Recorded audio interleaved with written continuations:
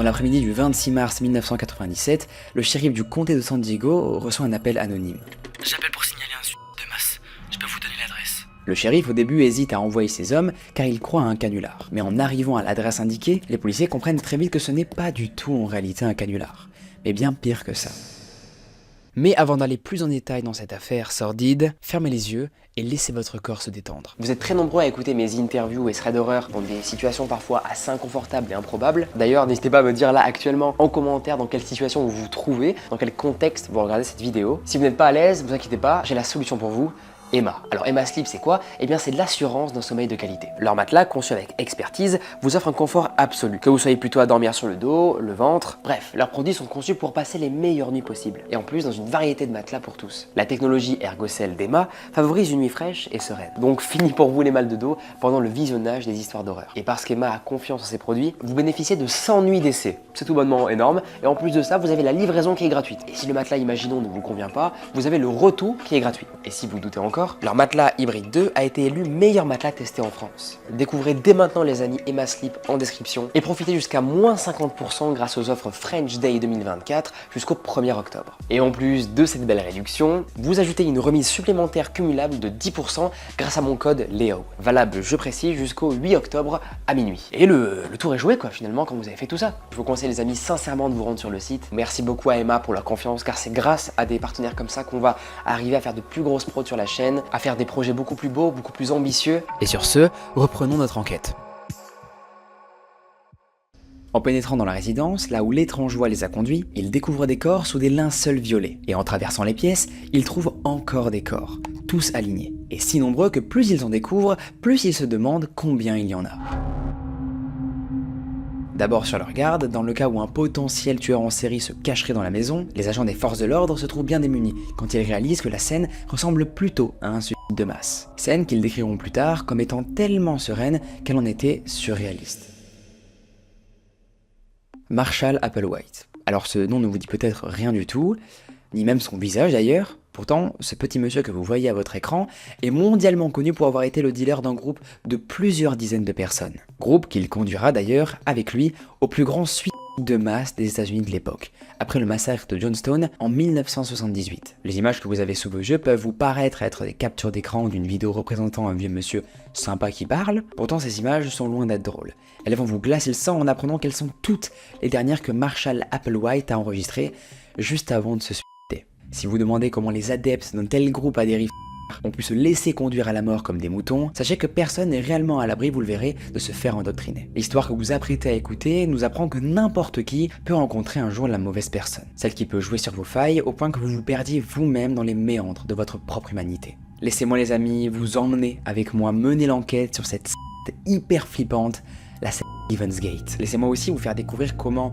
Monsieur Tout-le-Monde peut malheureusement s'improviser gourou et devenir un véritable danger humain. Mais alors, qui est Monsieur Tout-le-Monde? Le 17 mai 1931, au Texas, naît Marshall Herff Applewhite. Jeune, il souhaite, comme son père, devenir prédicteur presbytérien avant de trouver sa propre vocation en suivant sa passion pour la musique. Brièvement, parce qu'on va vite voir qu'il finira en réalité sa vie en leader suicidaire d'une bande de fanatiques d'ufologie. Pourtant, Marshall est décrit comme une personne équilibrée, à la fois sur le plan physique que psychique. Il est une personne croyante, religieuse, qui s'identifie alors à l'église catholique. Il obtient en 1952 un diplôme en philosophie, puis il épouse Anne Pierce, et ensemble, ils ont 2 enfants. Toujours passionné de musique, il rêve de faire une carrière à Broadway, mais il n'y parvient pas. Alors il occupe un poste de professeur assistant de chant dans différentes universités.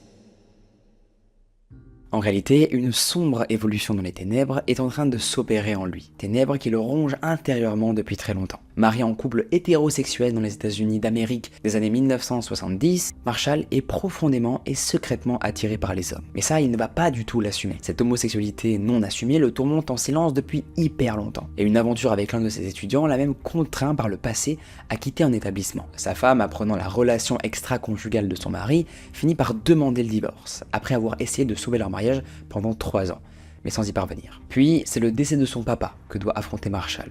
Et petit à petit, coup dur sur coup dur, il sombre dans la déprime et la honte. À 39 ans, se faisant parallèlement renvoyer de plusieurs emplois, en raison de son état de santé, ce sont des voix qui se met à entendre. Aujourd'hui, avec les expertises techniques et les techniques actuelles, il est fort probable qu'il aurait pu lui être diagnostiqué des troubles de l'identité. Mais comme vous le savez peut-être, en 1970, la psychiatrie n'était pas encore la discipline médicale qu'on connaît aujourd'hui. Jusqu'à ce jour où, victime d'une crise cardiaque, il est conduit à l'hôpital et vit ce qu'il décrira plus tard comme étant une expérience de mort imminente. Son hospitalisation, doublée de son parcours de soins psychiatriques, le conduit à une rencontre qui sera probablement aussi déterminante pour la suite de sa vie, celle d'une infirmière nommée Bonnie Lunette, qu'on appellera pour cette vidéo aussi Madame Tout-le-Monde. Née en 1927 à Houston, dans une famille croyante, elle est décrite comme représentant la normalité incarnée. Déjà mère de 4 enfants, lorsqu'elle rencontre Marshall, elle est mariée à un homme d'affaires qui s'appelle Joseph Seagal Nettles. Nous sommes en 1972 quand Monsieur Tout-le-Monde rencontre Madame Tout-le-Monde, en apparence. Évidemment. Car en se rencontrant, ils entrent immédiatement dans un délire spirituel hyper chelou qu'ils vont partager de manière commune au point où ils ne se quitteront plus jamais. Et oui, vous l'aurez deviné, en dessous des apparences de petites bonnes femmes banales, se cachent en réalité chez Bonnie des inspirations fortes à l'occultisme. Elle mène des séances de spiritisme, pratique l'astrologie et se dit même guidée spirituellement par Frère Francis, l'esprit d'un moine du 19e siècle. Très populaire dans les années 1970, elle est adepte du New Age. Pour vous expliquer, c'est une forme de spiritualité très proche de la Terre et des croyances anciennes. Naturellement, Bonnie propose rapidement à Marshall de lui adresser son thème astral. Et elle y décèle qu'ils se sont connus tous les deux dans leur vie antérieure et qu'ils ont été réunis maintenant par des forces supérieures. Rapidement, ils prennent la décision de quitter leur famille afin de commencer une nouvelle aventure ensemble, persuadés que les extraterrestres ont organisé leur rencontre en ce monde afin que leur âme se retrouve.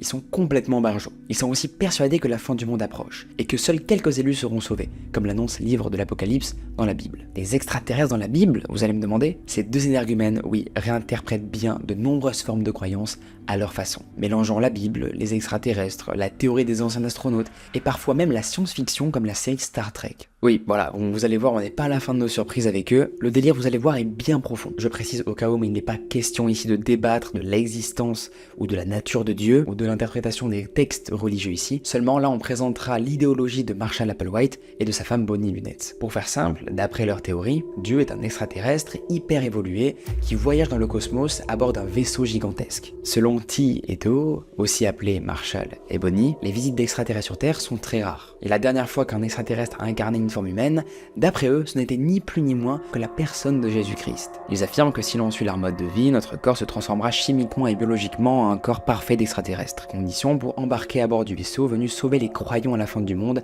en les transportant au royaume du ciel, aussi appelé niveau supérieur. Voici une photo d'ailleurs qui représente parfaitement à quoi ressemblerait d'après Evans Gate la forme évolutive. Quant à Marshall, lui, estime être la seconde incarnation de Jésus, accompagné de Dieu lui-même, incarné en la personne de Bonnie. L'ego du mec est à ce niveau-là au moins. Afin d'être sauvés de la fin de ce monde, comme l'annonce l'Apocalypse dans la Bible, tous les deux s'interdirent tous les plaisirs physiques. Et je dis bien tous. Ensemble, ils formaient un couple, oui, mais platonique, sans vraiment aucune relation physique. Ils ne vivaient ensemble aucun rapport autre qu'intellectuel. Pour eux, ce mode de vie ascétique, sans plaisir, est un modèle de perfection de l'âme pour eux. Mais Marshall et Bonnie étaient en train d'opérer, dans le silence, une terrible transformation. Pour se métamorphoser définitivement en véritable génie du mal et mettre à bien leur plan, ils empruntent une voiture ayant l'objectif de prêcher la bonne parole, la parole de Dieu, selon leur propre conception. 12 000 km. Ce ne sont pas moins de 12 000 km qu'ils parcourent en un mois à travers les États-Unis d'Amérique. Mais cet effort de voyage ne suffira pas. Ils vont réussir à fidéliser 0 adepte. Pas un seul. Et dites-vous même que le tout premier fidèle qu'ils ont eu n'a pas tenu auprès d'eux plus de 2 semaines. Sans argent et incapable de payer le loyer de la voiture de location, Marshall est arrêté par les forces de l'ordre et écope de 6 mois de prison dans l'état du Missouri. Ce qui ne dissuade pas pour autant le couple d'arrêter leurs actions. Ils sont loin encore de renoncer à la mission dont ils ont investi tout leur temps. En 1975, c'est à Waldport, dans l'état de l'Oregon, qu'ils garent leur voiture afin d'y donner une conférence sur le thème du message des ovnis, dans une salle louée à leurs frais pour l'occasion. Le lendemain de la conférence, lorsqu'ils quittent la ville, Les deux gourous en herbe sont pourtant accompagnés de 20 personnes qu'ils persuadent d'abandonner leurs biens et leurs proches. Ils repartent donc tout de même du village avec l'équivalent d'un habitant sur 30, dont Aaron Greenberg, qui passe quelques mois avec le groupe avant de le quitter, tandis que les autres qui les ont suivis ne donneront plus jamais de signe de vie à leurs proches. Dites-vous que certains n'ont même jamais été retrouvés, même à la fin de cette triste histoire. Le phénomène étrange attira même l'attention à une échelle nationale. Un journaliste du CBS va même raconter, Walter Cronkite, ceci. Un certain nombre de personnes ont disparu. C'est un mystère et on l'ignore si elles sont parties dans l'espace ou si elles ont été enlevées. En réalité, les deux leaders du mouvement naissant les aident dans l'immédiat à se cacher avant que des centaines d'autres personnes ne les rejoignent durant des semaines suivantes. On sent clairement pourtant que les deux gourous sont surtout dans l'improvisation. Dans un premier temps, ils se présentent avec leur nouveau fidèle sous le nom de The Crew, puis ils changent une fois pour IM, acronyme de métamorphose humaine individuelle, avant de se décider pour un troisième nom, celui qu'on connaît aujourd'hui, Heaven's Gate, ou du moins en français la porte du paradis. Marshall et Bonnie, eux, semblent par contre ne pas trouver leur personnage. Ils se faisaient souvent appeler les deux, ou les deux ovnis, avant de changer et de s'appeler Guinea and Pig. Oui, on les appelait les cochons d'Inde. Ils disent en fait faire référence par ce nom au fait que les humains sont tous des cobayes, comme des rats de laboratoire ou des cochons d'Inde. Le couple affirme à leurs fidèles qu'un vaisseau extraterrestre est sur le point d'atterrir, et que le groupe a été choisi pour transmettre leur message aux hommes. Et alors qu'ils attendent toute la nuit l'arrivée du vaisseau dans le Colorado, celui-ci, comme vous l'aurez deviné, ne vient pas. Aucune trace du vaisseau qui aurait dû apparemment venir, et les leaders sont donc discrédités en présence de 400 personnes. À la suite de cette amère désillusion, de nombreux fidèles, déçus, quittent la communauté. En revanche, Marshall, Bonnie et les fidèles restants continuent pourtant à espérer et reprennent leur mode de vie itinérant. Les deux gourous consolident dans l'esprit de leurs adeptes l'idée selon laquelle ils sont en réalité tous des extraterrestres, mais cependant ils rencontrent une difficulté et doivent très rapidement adapter leur conception, car ils avaient jusqu'ici affirmé leur propre nature extraterrestre. Il était maintenant nécessaire que tous les fidèles pensent avoir accédé à cette métamorphose avec eux. Ils commencent donc à introduire dans leur doctrine l'idée que leur propre nature extraterrestre relève en réalité d'une forme de transfert d'âme, permettant ainsi à tous les membres du groupe de croire en la possibilité d'accueillir eux aussi l'âme d'un être supérieur. Mais pour cela, pour accueillir l'âme d'un être supérieur, il est nécessaire d'effacer évidemment leur ancienne identité. Il fallait qu'ils oublient tous les détails de leur personnalité qu'ils avaient en tant qu'humains. De ville en ville, ils inondent les rues de Tract, organisent des conférences pour recruter de nouveaux fidèles et perdent d'autres au gré des chemins. Parmi eux se trouvent des personnes de milieux socio-professionnels très différents, comme un ancien officier de lanceur de missiles de la marine, un journaliste, un informaticien, un mannequin masculin ou encore un étudiant en université catholique de biologie. Vivant une vie de bohème pour répandre leurs paroles, ils louent des chambres d'hôtel dans lesquelles ils dorment à plusieurs et parfois même ils campent. Puis quelques membres louent quelques maisons sur la côte ouest des États-Unis et des groupes de 10 à 50 personnes commencent à se sédentariser. Marshall et Bonnie exigent de leurs fidèles qu'ils aient une véritable foi et ne font jamais preuve d'aucune violence. Et c'est là où la manipulation est très forte. La racine du pseudonyme devait être composée d'une syllabe unique contenant les consonnes du prénom de naissance et toujours écrit en lettres capitales. Puis y a collé le nom de famille Audi, qui est le diminutif de petit membre. Ensuite, une fois devenu adulte, il devait abandonner la lettre Y pour ne conserver que le O et le D. Par exemple, un fidèle qui se surnommait Sawyer, en référence à Tom Sawyer pour sa capacité à couper du bois, est ainsi devenu dans la communauté SW Roddy. Je vous conseille d'essayer avec votre prénom et dites-moi en commentaire ce que ça donnerait pour vous, ça m'intéresse. Et voilà, j'ai hâte de lire ça pour qu'on rigole un peu. Pour moi du coup, je vous prierai de m'appeler sur toutes les vidéos que vous voyez de moi où j'apparais LW Howdy. Bref, reprenons. Marshall affirme aussi à tous ses fidèles qu'il est nécessaire de couper tout lien avec leur famille. Ils organisent enfin des camps d'entraînement pour préparer leurs recrues à accéder au niveau supérieur, où les fidèles peuvent suivre des cours intitulés le programme des astronautes de Dieu. Ces exercices et leçons en fait étaient ici créés pour leur apprendre à se délaisser de toute personnalité individuelle. Aux alentours de 1976, la communauté compte 200 membres et annonce, après avoir passé ce palier, qu'elle ne recrutera plus personne. À partir de il est temps de préparer donc intensivement les élus à l'embarcation en destination de la porte du paradis. Bonnie continue d'incarner la figure mystique du groupe, menant une vie particulièrement recluse, jusqu'à qu'un cancer lui soit diagnostiqué. Il est alors nécessaire de lui enlever un œil par intervention chirurgicale et les analyses biologiques de l'organe révèlent une généralisation de la maladie au corps entier. Se pensant immortelle, elle va refuser tous les traitements des médecins. Car pour elle, comme c'est l'incarnation terrestre de Dieu, elle est convaincue qu'elle ne va pas mourir mais effectuer plutôt sa transformation physique, sa métamorphose finale. En juin 1985, un événement prévisible accélère la spirale de folie. Le décès de Bonnie. Elle décédera des suites de sa maladie au Parkland Memorial Hospital dans la ville de Dallas, où elle avait été admise sous le pseudonyme de Shelly West. Sa fille, Terry, relève plus tard dans tous les médias de ne pas avoir été informée de la maladie dont souffrait sa mère et de ne l'avoir appris que 9 mois après son décès. Dans les interviews, elle explique que sa mère avait toujours une attirance pour la culture New Age et que toutes les deux avaient pour habitude de parler de spiritualité, médiumnité et astrologie. Elle explique aux journalistes qu'elle et sa mère rêvaient régulièrement d'une invasion d'extraterrestres. Extraterrestres qui seraient venus sur Terre dans le but de les kidnapper et de les éloigner de la Terre, comme si elle ne se sentait pas appartenir en fait à ce monde. Bonnie lui aurait fait parvenir, apparemment pendant qu'elle était à Heaven's Gate, plusieurs lettres, ainsi que beaucoup d'argent. Paradoxalement, dans ces lettres, elle conseille à sa fille de mener une vie normale, ce qui suggérait probablement que Bonnie, alias T, aurait aimé peut-être sortir de son propre mode de vie. Malgré la règle interdisant d'entretenir des liens avec la famille, Bonnie, visiblement elle, écrivait à sa fille en secret, et l'on se doute de la provenance de l'argent qu'elle lui faisait aussi parvenir. On pourrait croire que ce décès a fait arrêter les activités de Marshall, sauf que pas du tout. Au contraire. Marshall, maintenant seul à la tête de ses fidèles et sans aucun garde-fou pour le retenir, utilise le décès de sa propre compagne pour servir son idéologie fantaisiste, alors que sa disparition ne correspond pas du tout aux enseignements de Heaven's Gate. Bonnie était décédée sous forme humaine, laissant son corps tel quel, sans aucune métamorphose. Marshall se met donc alors à enseigner que le décès est une étape nécessaire à l'élévation de l'âme, et que donc Bonnie, par son décès, s'est élevée au niveau supérieur. Son âme extraterrestre avait laissé son corps humain, un véhicule terrestre, qui n'était qu'un contenant temporaire dont on ne s'extrait que par la mort.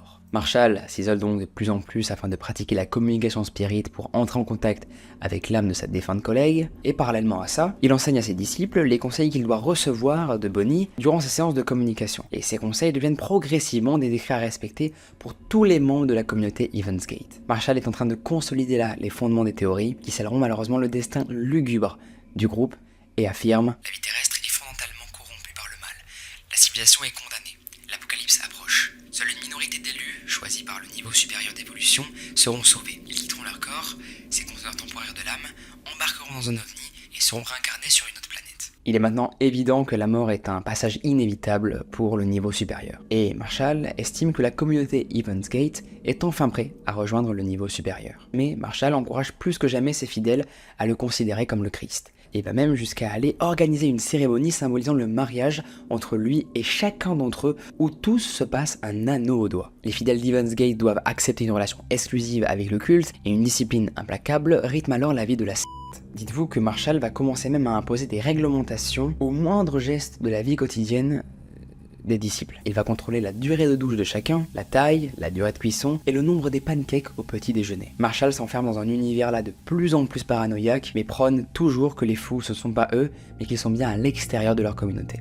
Ce sont des personnes finalement comme nous. Il est aussi là dans le but d'empêcher toute initiative personnelle, toute recherche d'identité par la pensée, le sexe ou même le comportement individuel. C'est vous dire à quel point le mec contrôle mentalement tous ses fidèles. Dites-vous que le truc part tellement loin qu'il va aller jusqu'à imposer ses formules à lui en ce qui concerne d'émettre ses besoins individuels. Tout, objet, nourriture, vêtements, devait être similaire aux autres. Marshall essaye toujours plus de les contrôler. Et un jour, il instaure une nouvelle règle. Les membres ont pour obligation de venir pointer au quartier général toutes les 12 minutes précisément et d'effectuer un rapport. Harassés par toute cette rigueur de visionnage de la série Star Trek auquel ils sont soumis tous les jours, avec quelques documentaires et films triés sur le volet, cette pratique au QG ne tient pas longtemps. Le seul autre programme que les adeptes d'Heaven's Gate ont le droit de visionner est la version américaine du juste prix. Car oui, l'occupation principale du groupe, c'est de regarder la télé toute la journée. Pratiquement. C'est hyper triste. Sachant ce qui va arriver par la suite, c'est pas une vie dingue en vrai. Rappelez-vous, cette secte se caractérise principalement, en plus de son idéologie ufologique, par l'interdiction de toute pratique pouvant susciter du plaisir. D'ailleurs, les individus qui succombent au désir sensuel, ils sont punis en étant contraints de nettoyer les toilettes. Mais pas que, ils doivent décrire leurs péchés sur un livre consultable par tous les membres de la communauté dans la salle de bain commune, en veillant évidemment à utiliser des mots adaptés pour ne pas éveiller les désirs des autres membres de la communauté. Ils sont aussi contraints de détailler en intégralité tous leurs désirs, tous leurs fantasmes, au gourou Marshall. Y a pas de blague, c'est hyper tordu, hyper glauque. Mais bien sûr, les interdits charnels ne sont pas les seuls interdits pour éloigner les fidèles du plaisir personnel. Le régime alimentaire aussi est particulièrement drastique. Durant de longues périodes, les adeptes ne sont autorisés à s'alimenter que d'un jus à base de citron, 6 à 12 fois par jour. Entre eux, ils développent leur propre jargon inspiré par Star Trek, qui a pour but évidemment encore une fois d'éloigner le plus les fidèles de leur passé, et de ne pas aussi stimuler leur mémoire personnelle, de les déshumaniser complètement en fait. Les tenues vestimentaires n'échappent pas à la réglementation, tous les fidèles sont invités à adopter une allure androgyne, c'est-à-dire un maximum neutre, pour cela ils se rasent tous la tête et adoptent une coupe de cheveux commune, toujours dans le but précis de s'éloigner au maximum de leur personnalité. Le maquillage est bien sûr interdit pour tout le monde et chaque membre porte quotidiennement le même uniforme composé d'un jogging, d'une blouse boutonnée jusqu'au col et d'une paire de tennis Nike. Tennis qui, comme on va le voir, deviendront tristement célèbres. Le mot d'ordre, uniformité. Toujours plus, Marshall contrôle aussi leur sommeil, et les membres sont contraints de dormir par tranche de 2 heures, puis de rester éveillés 2 heures avant de ne pouvoir se rendormir à nouveau, etc. Swordy, un rescapé du funèbre destin du groupe, témoigne encore. Nous passions aussi beaucoup de temps à observer le ciel. Une personne restait éveillée pour monter la garde, de nuit, les yeux fixés sur les étoiles, juste pour s'assurer de ne pas manquer la venue du vaisseau.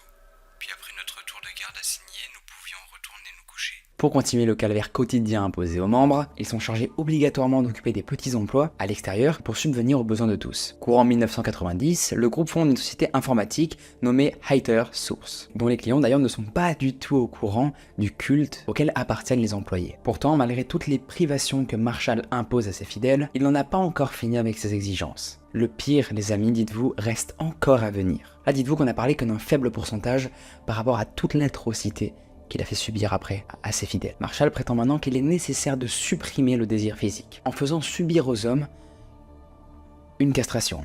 À partir de maintenant, je vous demande de vous...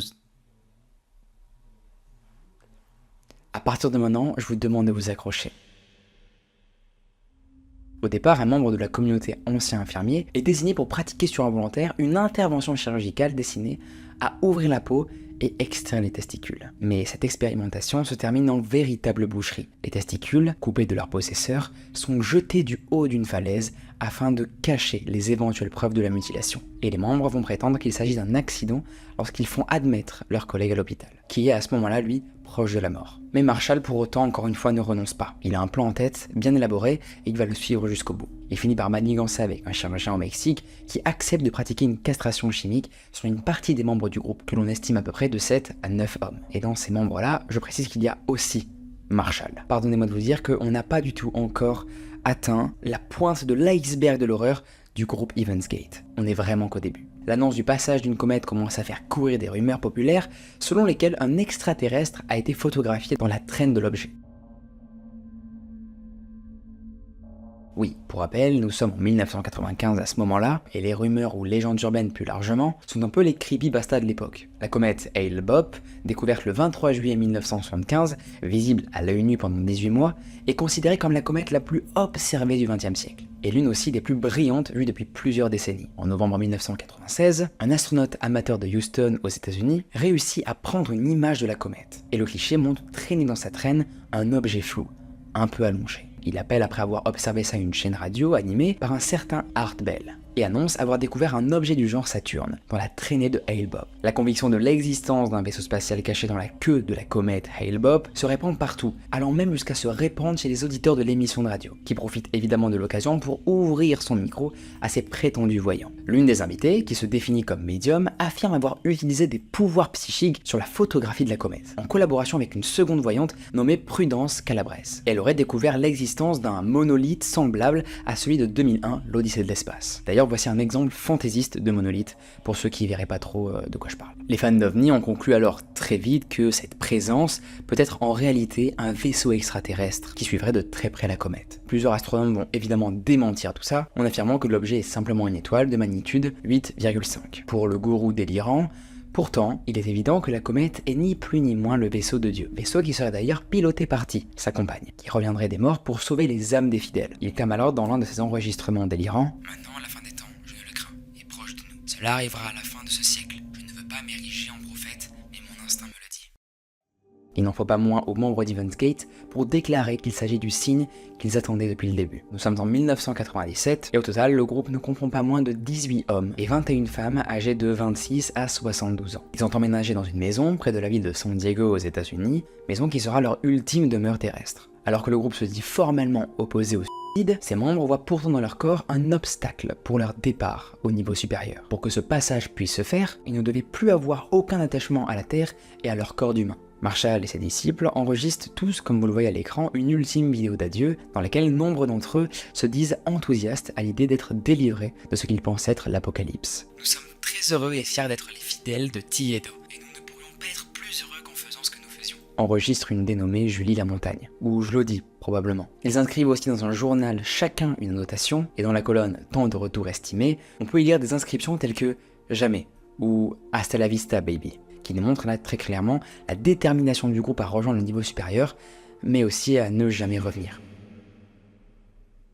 Et le gourou ne déroge pas à sa rigueur obsessionnelle, en contrôlant le moindre détail jusqu'à imposer la tenue que doivent porter les fidèles pour évacuer la Terre. Le rituel est méticuleusement planifié dans un document intitulé La routine. Vêtus de survêtements noirs identiques et chaussés tous d'un modèle très précis des Nike Decade, la tenue est complétée de brassards où il est inscrit Evans Gate Away Team, en référence directe à Star Trek. Du 24 au 26 mars de la même année, le plan est lancé, et les fidèles ont pour consigne de mettre fin à leur jour de la manière suivante. Par groupe de 15, assistés par un groupe de 8, ils ingèrent du phénobarbital et de la compote de pommes, avant de glisser leur tête dans un sac plastique. Chaque groupe étant assisté des suivants, les 2 seuls derniers survivants se donnent à leur tour la mort. Les agents de la police, dépêchés sur place, après l'appel anonyme, n'en reviennent toujours pas. Dans chacune des pièces, ils trouvaient de nombreux cadavres, tous proprement disposés sur des lits ou des couchettes de fortune. Ils étaient tous habillés de la même manière et recouverts d'un linceul violet. Tous les membres de la secte de la Porte du Paradis ont abandonné leur enveloppe corporelle pour rejoindre le vaisseau spatial dissimulé derrière la comète de Hale-Bopp, dans le but d'atteindre le niveau supérieur. Dans les poches de leurs survêtements, chacun porte leur permis de conduire, ce qui permettra aux policiers d'identifier très facilement les corps de chacun. Et ils avaient précisément sur eux 5,75 $. Ce sont au total 39 corps qui sont découverts dans cette villa, précisément dans la villa de Rancho Santa Fe. Ironie du sort, parmi les suicidés figure Thomas, le frère de l'actrice de Star Trek, Nichelle Nichols. Après 10 jours d'enquête, qui estime les décès survenus dans les 3 jours précédents, la police californienne referme le dossier. Pas de sang, pas de crime, ni d'explication rationnelle à chercher. Le gourou s'était lui-même donné la mort avec ses fidèles, pour eux c'était circulé, il n'y a plus rien à voir. Très intelligent et méthodique, Marshall avait tout prévu. Il avait préparé un communiqué de presse pour les médias en anticipant la découverte des corps. Au moment où vous recevez cela, plusieurs douzaines d'entre nous seront partis. Originaires du niveau humain supérieur dans Espace Lointain, nous avons maintenant délaissé les corps que nous incarnions pour effectuer notre mission terrestre afin de retourner dans le monde duquel nous venons. La mission est accomplie. Les Santa Fe, comme on les appelle, n'étaient pourtant pas spécialement des personnes marginales, mais des gens décrits par leurs proches comme étant très souriants et heureux. Ils étaient réputés pour la plupart comme étant des personnes équilibrées. Et dites-vous aussi qu'il y a des administrateurs, qui s'appellent Mark et Sarah King, qui ne sont pas n'ont pas suivi le rituel, car eux, en fait, sont restés pour gérer le site web, que la croyance de Marshall continue d'évoluer, continue de persister, et pour alimenter le site et répondre aux mails. Je trouve ça terrifiant. Bon, on est factuellement sur une réponse à un mail, ce qui est pas vraiment terrifiant, mais si on a tout le contexte de l'histoire que je viens de vous raconter, je trouve ça hyper badant quoi. Après, est-ce qu'on est face à des réponses automatiques? Car oui, apparemment des personnes auraient eu une réponse, apparemment oui, ils répondent aux mails, mais voilà, moi je pense que c'est des réponses automatiques, car pour moi, l'histoire est tellement médiatisée qu'ils ne peuvent pas... pour moi c'est impossible à répondre à autant de mails, mais après je peux peut-être me tromper. Et apparemment les personnes qui géraient le site du coup auraient à côté de ça des emplois du temps totalement normaux. Ils auraient un métier et vivraient une vie complètement basique quoi. Lors d'une interview publiée sur un blog Reddit l'année dernière, interrogés sur le fait d'avoir été laissés sur Terre, abandonnés de leurs camarades, ils expliquent que leurs membres d'Evans Gate, ayant quitté la Terre, sont destinés à revenir parmi nous, et qu'à ce moment-là, tous les terriens auront de nouveau la possibilité de passer de l'autre côté. Sawyer, qui a été membre d'Evans Gate pendant 19 ans, dira sur la chaîne HBO ceci. Marshall et Bonnie nous avaient donné des outils pour nous laver le cerveau nous-mêmes, littéralement laver notre cerveau de toute forme d'humanité. Selon lui, sa raison de quitter le groupe aurait été la sexualité. Il n'arrivait pas à contrôler ses envies, donc il a fini par partir, ce qui était pourtant l'un des premiers principes du groupe. Pourtant, lorsqu'il s'exprime sur son départ de la communauté, après le collectif, il affirme « Je ne me sens pas coupable, mais plutôt comme si j'avais échoué à un examen. J'aurais pu évoluer avec eux, j'avais la capacité de le faire. Les gens me disent souvent que j'ai été dupe, vous savez, mais je continue encore de croire aux enseignements de Marshall et Bonnie. Et si je continue d'évoluer, je pourrais potentiellement rejoindre Evans Gate un jour. » Et oui, comme moi vous pensiez qu'il était détaché de tout ça, qu'il ne croyait plus aux croyances comme il était parti de la... Eh bien non, même après être parti de la... il est encore endoctriné et croit toujours aux idées de Marshall Applewhite. Si le mouvement est censé s'être éteint avec le collectif de 1997, il y a de nombreuses encore spéculations quant à une éventuelle activité postérieure, notamment en raison de la présence du site web de la secte, toujours en ligne depuis sa création, bien qu'il n'ait pas été modifié depuis. Quant à savoir si Marshall, Bonnie et leurs fidèles ont trouvé Dieu et la porte du paradis. Cette vidéo est terminée, merci les amis beaucoup d'avoir suivi cette vidéo. Ouais frérot, tu veux entrer? Ouais. Frérot, compris.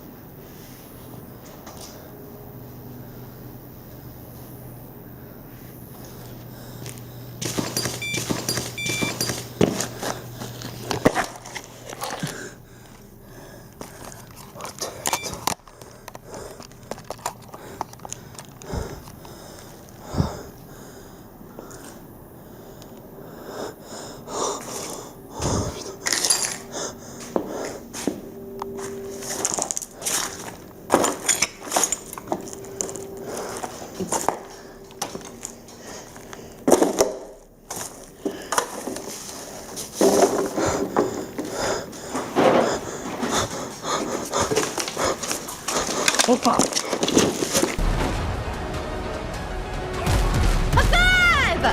We got all three of them! Let's go! Whew. We should board the one with the treasure.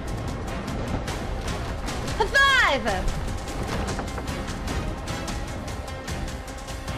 Hold on.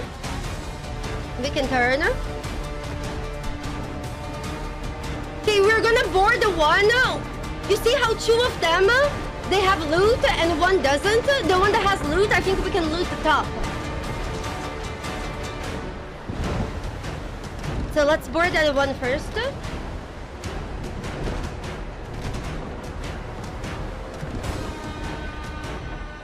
Yeah! No! Sorry. This is how new ships are made. Trust me.